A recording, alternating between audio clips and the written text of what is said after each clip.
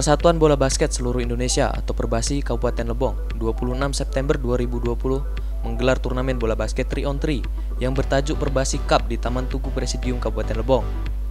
Turut hadir Asisten 1 Setda Lebong, Kapolres, Kapolsek Lebong Utara, Ketua KONI Kabupaten Lebong, Ketua Perbasi Lebong, serta lainnya. Kegiatan ini diselenggarakan selama 2 hari, mulai dari tanggal 26 dan babak final pada 27 September 2020. Turnamen terbagi menjadi 3 kategori, yaitu kategori khusus pelajar 15 tahun putra, 15 tahun putri, dan untuk kategori umum, memperebutkan hadiah berupa piala, piagam, serta uang tunai yang sudah disiapkan. Kegiatan ini bertujuan untuk menyalurkan hobi, serta menumbuhkan minat dan bakat, serta menciptakan para atlet basket yang berpotensi supaya bisa bersaing dengan para pemain dari luar daerah Kabupaten Lebong.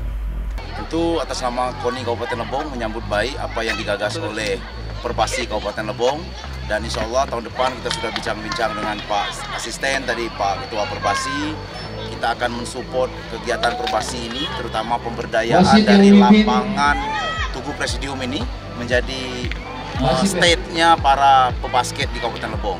Kita sudah janjian tadi bahwa tahun depan insya Allah kita akan tambah 2 ring lagi di areal ini, dan total akan 3 ring, yang satu full lapangan, yang satu memang dikhususkan untuk 3-on-3.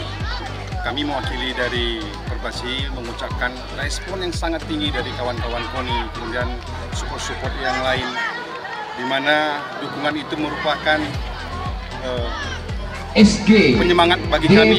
Mudah-mudahan kedepannya apa yang disampaikan dengan Ketua KONI tadi menjadi inspirasi bagi kami, niat baik dari KONI menjadi pembinaan bagi kami kedepannya yang lebih baik.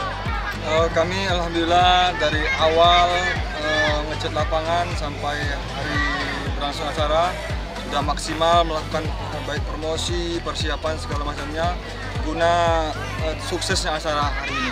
Dari Tubai, Dimas Kintan, Lebong TV melaporkan.